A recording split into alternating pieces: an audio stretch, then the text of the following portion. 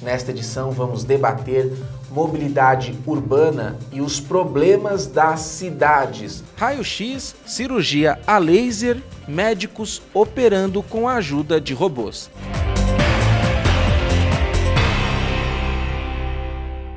No último dia 13 de agosto, houve uma manifestação onde o CESP, o Sindicato de Engenheiros do Estado de São Paulo, também participou na Paulista, em repúdio aos juros elevados, em defesa da indústria brasileira. Nós temos que, de fato, estarmos preocupados que essa quantidade de juros, essa elevação de juros, acarreta em desemprego, em falta de oportunidades e, sem dúvida nenhuma, acarreta a qualidade de vida do cidadão brasileiro. Nós entendemos perfeitamente que é necessário uma luta pela redução dos juros e pela valorização das indústrias brasileiras.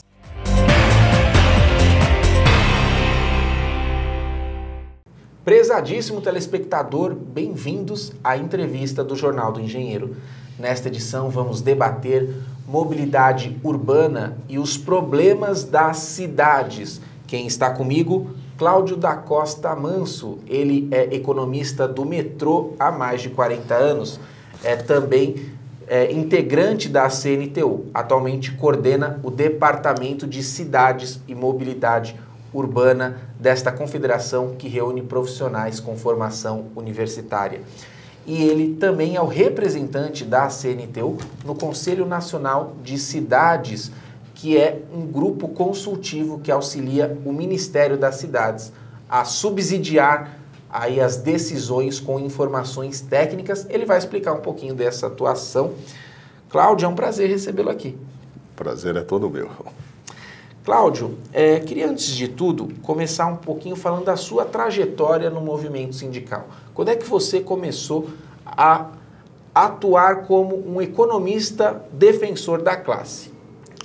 Já faz cerca de uns 30 anos, mais ou menos, foi logo depois que eu já estava na carreira profissional e me interessei pelo lado sindical e comecei a participar e comecei me candidatando à Ordem dos Economistas e posteriormente eu fui para o sindicato, onde eu achei até melhor e gostei demais da atuação sindical. E aí me fixei na atuação sindical. Ainda na Ordem estava na área associativa e aí quando chegou no sindicato, aí sim, como sindicalista? Não, na Ordem eu era associado, mas a primeira participação em eleição foi na diretoria da Ordem. Então, né, foi até apresentado pelo economista Roberto Macedo, que me apresentou a Ordem, mas posteriormente quando me candidatei ao sindicato, aí preferi mais o trabalho sindical. Aí, vencido o meu mandato na Ordem, eu me fixei só no trabalho sindical. Cláudio, você tem uma extensa atuação na área de mobilidade, até porque você tem uma trajetória na Companhia do Metropolitano, que é a empresa que faz a gestão do metrô, que é um meio de transporte extremamente útil para a sociedade. E, então, fala um pouquinho como é que você começou a estudar a mobilidade urbana.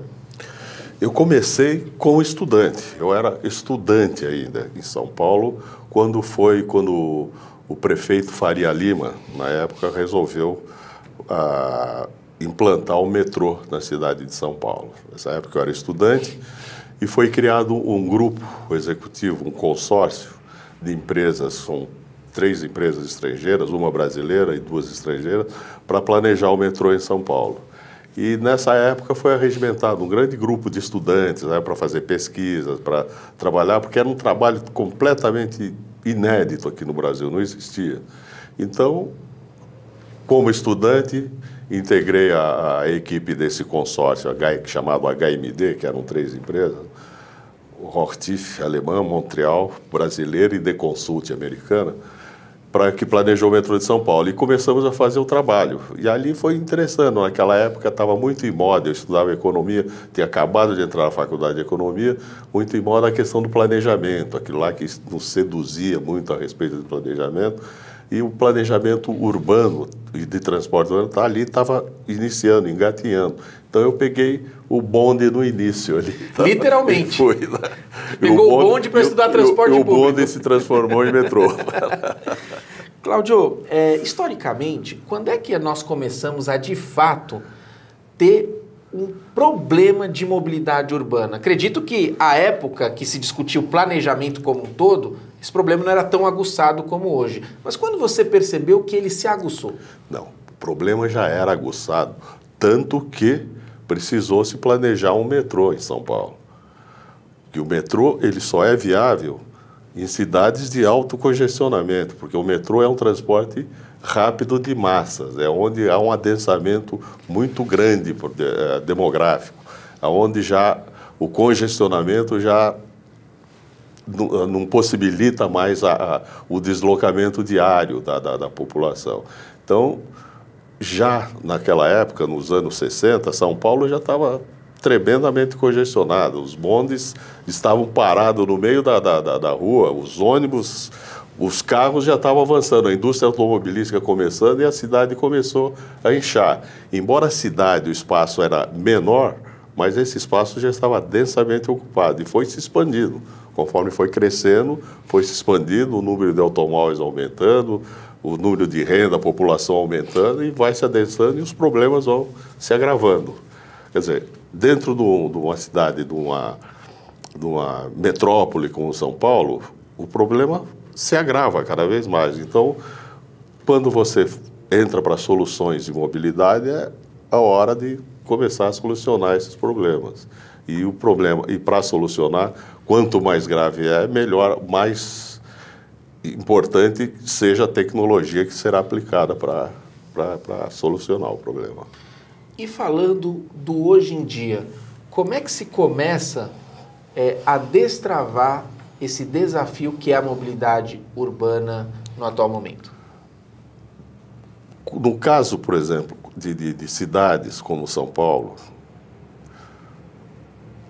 o destravamento principal é o transporte rápido de massa, é o transporte sobre trilhos aqui.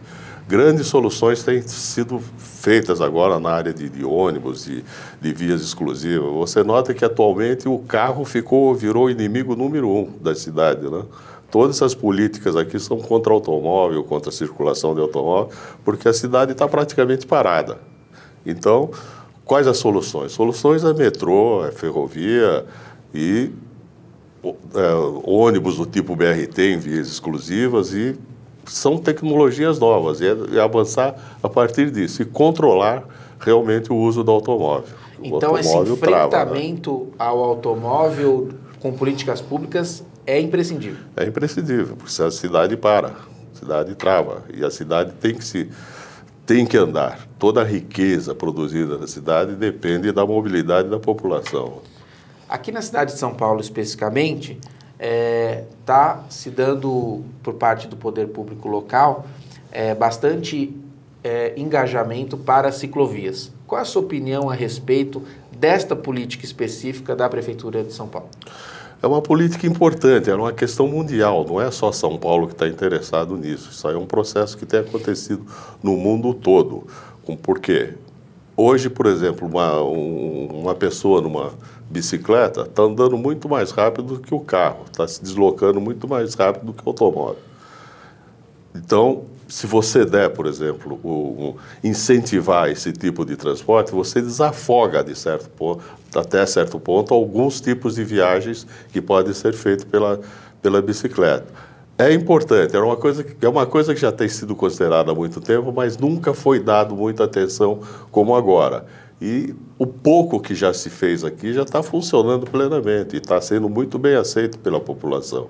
Embora haja muita crítica do dono de automóvel e tal, mas isso aí é coisa passageira, porque é uma evolução que não tem como controlar. Ela avança. Né? Ou seja, é um processo que não tem volta. Não tem volta, não tem. Perfeito. Além de ser saudável, né? Bicicleta, tal, o sujeito vai lá, exercita, é uma questão física e tal, mas... tem razão. Mas em termos de mobilidade, funciona no mundo todo, está funcionando muito bem. A bicicleta acaba também sendo aí um modo da gente quebrar o sedentarismo da nossa sociedade. Exato. Né? Tem também esse processo, uma sociedade que está cada vez mais obesa, né? Isso aí é uma questão de sanitária, inclusive, né? Perfeito. Avançando nos temas, fala um pouquinho como é que começou o seu trabalho de mobilidade urbana na CNTU. Porque a gente vai falar do surgimento do departamento, mas a CNTU discute esse assunto, não é de hoje, né? Não, não é. Começou quando, logo que, porque a gente participei do início da CNTU, né? Então nós tínhamos alguns processos a ser cumprido. E um deles era a criação de algumas campanhas. E como ela é composta de vários tipos de profissionais de formação acadêmica, então cada grupo ficou responsável por... Nessa época eu era diretor de assuntos sindicais, representando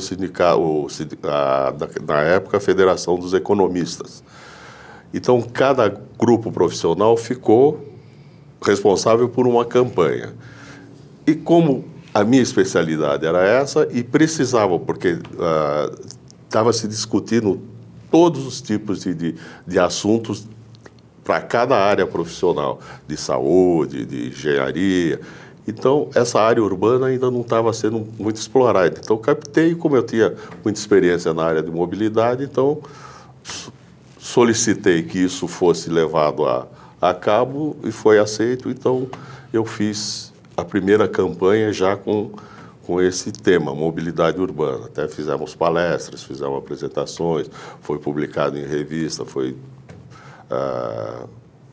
publicado em anais de congresso, uma série de coisas, e divulgamos as nossas campanhas aí pelo Brasil todo. Perfeito. Esse é um dos modos de trabalho da CNTU. Cada federação ou classe profissional que participa elege um tema nevrálgico para a sociedade como um todo, e esse tema é debatido por meio de seminários, por meio de vídeos, por meio de debates e por meio também de entrevistas.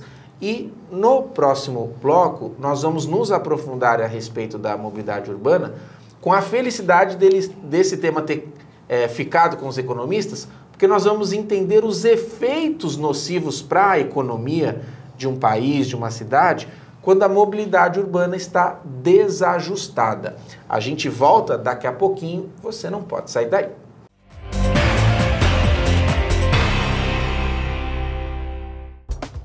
Os associados ao CESP contam com uma assessoria jurídica própria, sempre pronta a esclarecer todas as dúvidas. O atendimento é feito de segunda a sexta-feira, das 10 às 18. Entre em contato e saiba mais.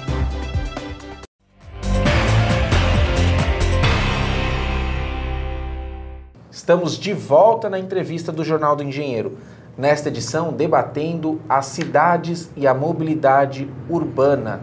E estamos recebendo aqui o economista Cláudio da Costa Manso, ele que é diretor do Departamento de Cidades e Mobilidade Urbana da CNTU, um departamento recém-criado.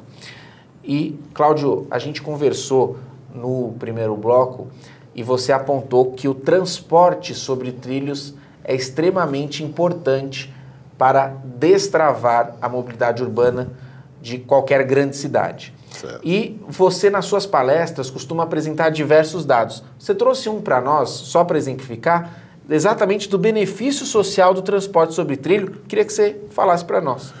Exato. Quando foi criado o PAC da Mobilidade Urbana pelo governo federal, esse PAC destinou para investimentos em mobilidade urbana no país todo, um valor de 32,7 bilhões de reais para ser investido.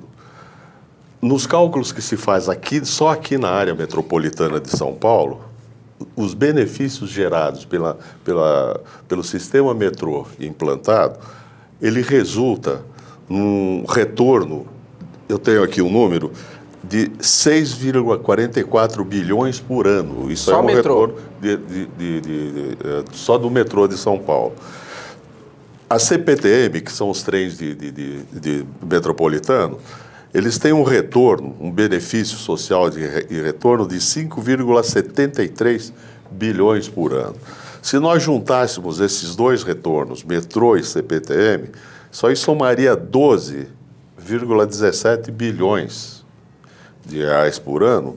E só isso aqui pagaria esse PAC, esse investimento do PAC de 32,7 bilhões em 2 anos e meio, aproximadamente. Só aqui em São Paulo. Pagaria o Brasil todo. Então, você vê a importância que é o investimento no transporte sobre trilho. Perfeito.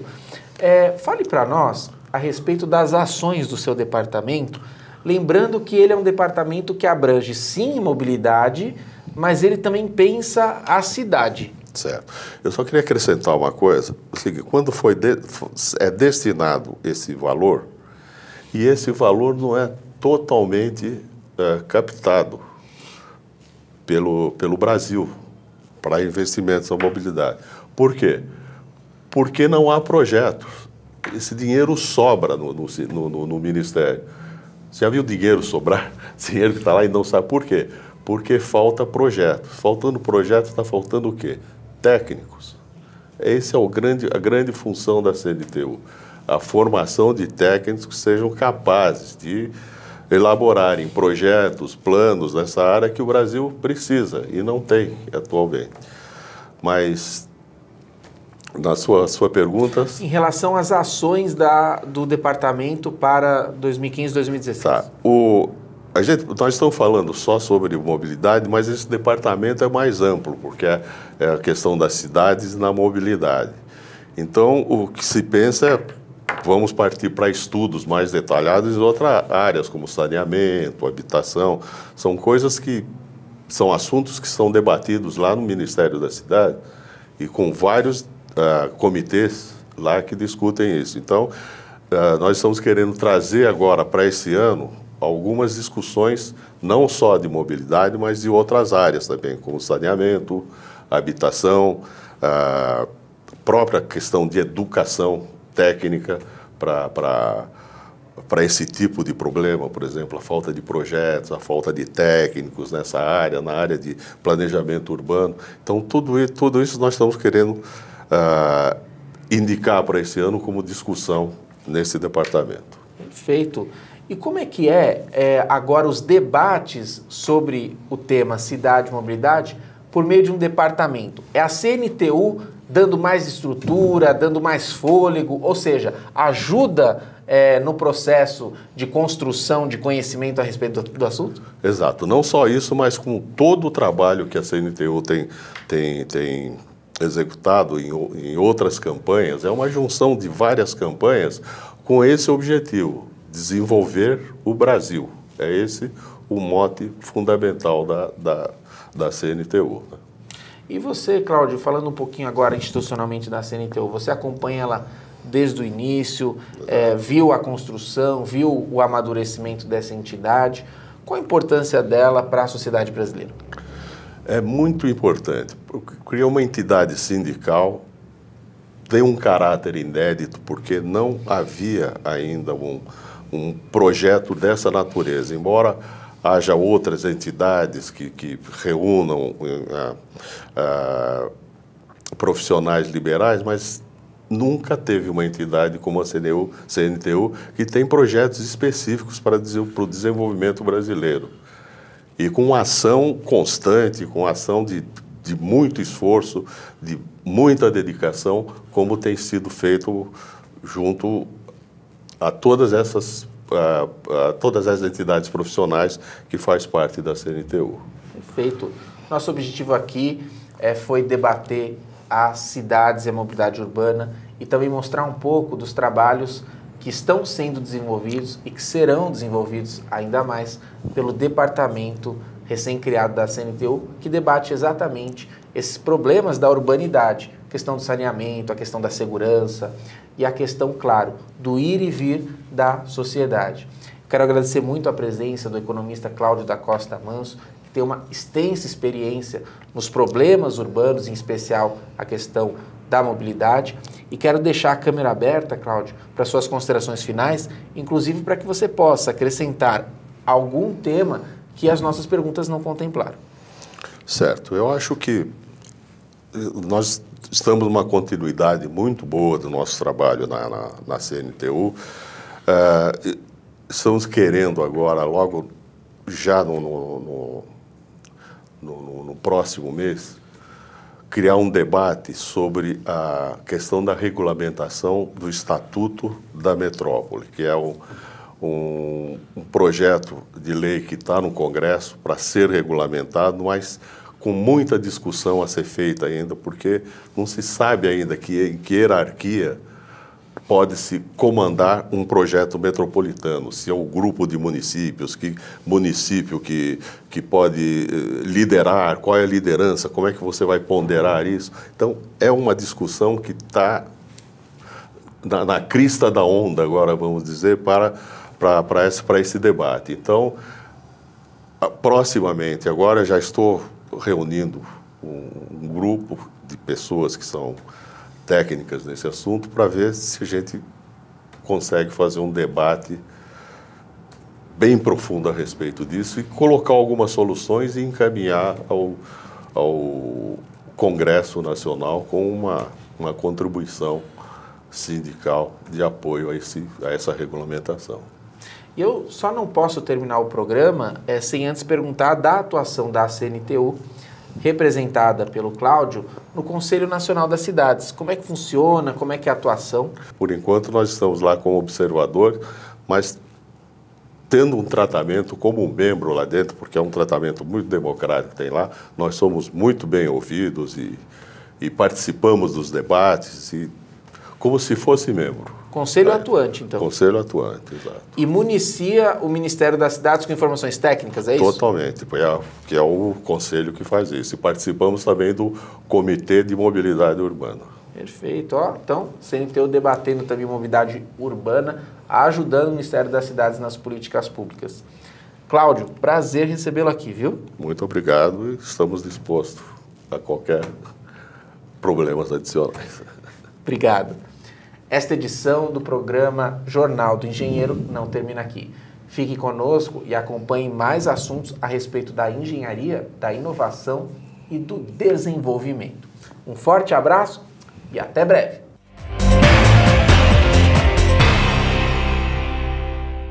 Raio-X, cirurgia a laser, médicos operando com a ajuda de robôs.